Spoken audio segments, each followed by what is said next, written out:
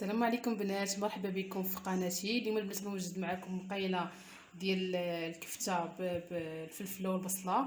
صراحه كتجي لذيذه اقتصاديه ودغيا كطيب، ما كتاخذش لكم الوقت. بالنسبه للمقيله عندي هنايا فيها البصله اللي قطعتها دوائر على هذا الشكل هذا. صافي غادي نستف المطيشه حتى هي قطعتها دوائر.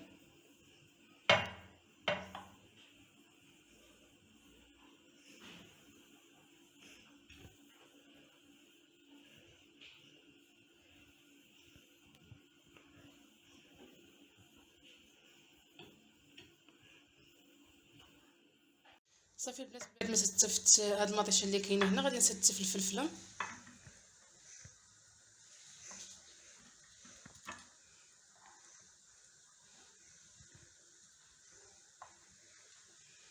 انا عندي غير الفلفله خضراء، يمكن كانت عندكم فلفله صفراء ولا حمراء ديروها كتجي مزيانه، ما كتاخذش الوقت وفي نفس الوقت اقتصاديه. صراحه كتجي لذيذه.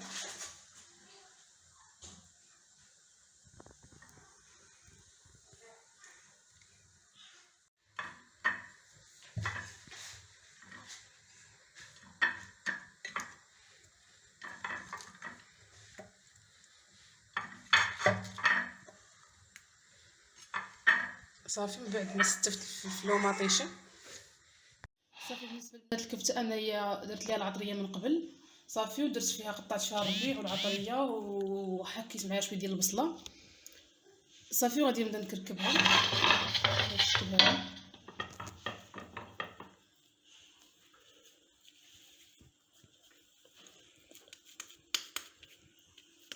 بحال هكا غادي نسرحها فوق الخضره.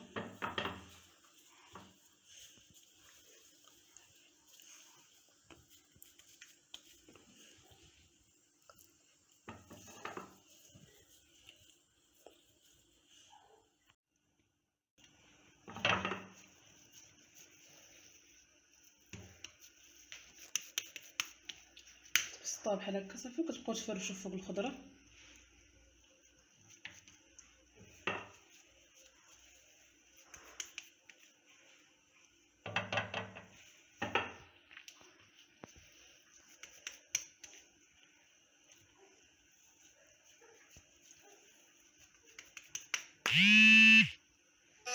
البنات من بعد ما ستفت فيها الكفته درت لها العطريه، الملح والكمون والبزار وشويه سكينجبير والخرقوم.